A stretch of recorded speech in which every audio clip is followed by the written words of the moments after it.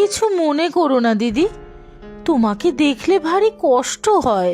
কষ্ট কেন রে লতা? ছেলের বিয়ে দিয়ে বউ আনলে, তাও তোমার সুখ নেই। কি আর করবে বলো, যার যার কপাল। এরকম কথা বলছিস কেন? আমার বৌমা তো বেশ ভালো, শিক্ষিত, সুন্দরী, সব বিষয়ে চৌখস। সেইটাই তো বলছি, বউ মানুষ, সব বিষয় অত খবরদারি কিসের? হ্যাঁ, বিয়ে হয়েছে, ঘরে থাকবে, শ্বশুর শাশুড়ির সেবা করবে, স্বামীর সেবা করবে, রান্না করবে, তা না ঢ্যাং ঢ্যাং করে সকাল হতে না হতেই ব্যাগ কাঁধে রাজ্য জয় করতে ছুটলো। এ আবার কেমন কথা?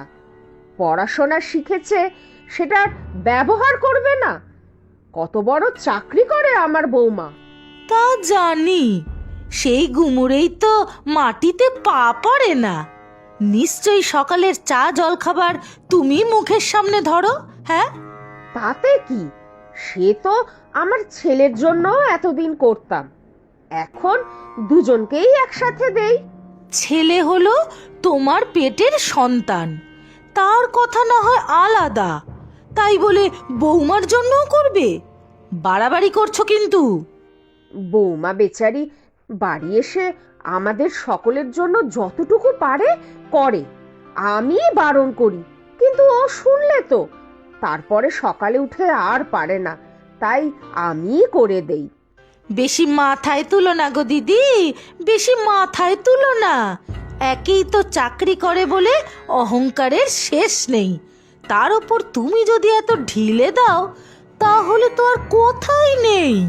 তা কি করব বলতো লতা, বৌমা ভারী মিষ্টি মেয়ে, কি সুন্দর মা মা করে গলা জড়িয়ে ধরে। এটাই তো চাল দিদি, ভালো ব্যবহার করে তোমাকে বশ করে রাখছে, যাতে পুরো সংসারের সব কাজ তোমাকে দিয়ে করাতে পারে। এরপর দেখবে কোন দিন তোমার ছেলেকে নিয়ে আলাদা সংসার পাতবে, তখন বুঝবে। বলিস কি? না না, এরকম হবেই না। তবে আর বলছি কি, সময় থাকতে থাকতে রাশ টানো, বুঝলে? রাশ টানো। তা বলছিস যখন, তখন ভেবে দেখব। তা এবার কদিন থাকবি তো? তা তো বেশ কদিন থাকবো বলেই এলাম। চিন্তা করো না গো দিদি, তোমার বৌমাকে একদম সোজা করে তবে এই বাড়ি থেকে যাব। এই নে, একটু জল খা। সারাদিন খুব খাটনি গেল বল। আর বলো না, এই কদিন আর শ্বাস ফেলার জো নেই গো, খুব চাপ।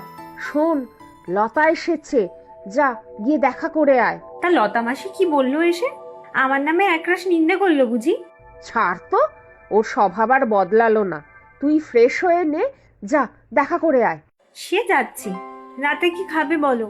বাইরে থেকে আজ অর্ডার করি, মাসিও এসেছে, জমিয়ে সবাই মিলে আনন্দ করে খাওয়া যাবে। সে যা ভালো বুঝিস। হ্যাঁ রে, বাবু কখন ফিরবে রে? ওর তো একটু দেরি হবে মা, আসলে বছরের শেষ তো, এখন বেশ কয়েকজন ছুটিতে আছে, তাই কাজের একটু চাপ। বুঝি রে, কত দায়িত্ব তোদের দুজনেরই, খুব কষ্ট হয় রে তোদের।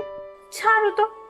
আচ্ছা শোনো, আমি আসার পথে আলুর চপ, বেগুনি সব নিয়ে এসেছি, রান্নাঘরে রেখেছি।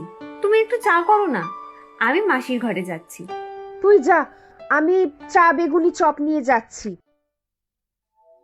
ভালো আছো মাসি? এই বুঝি আসার সময় হলো বৌমা? ঘড়িতে কটা বাজে দেখেছো?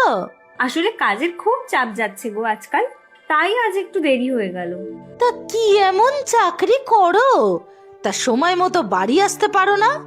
বাবুর মতো তো আর সংসার চালাতে হয় না তোমাকে। তা হয়তো এই সংসারে দুজনে সমান কন্ট্রিবিউশন করি আমরা, তাই আমারও কাজের চাপ কিছু কম নয় মাসি। এসব ঘরের কাজ না করার ছল ঢং। এই নে, চা খা। লতা, চপটা খা, আমাদের পাড়ার খুব ভালো বানায়, বৌমা এনেছে। এ কি, তুমি চা করে আনলে দিদি? তাতে কি হয়েছে?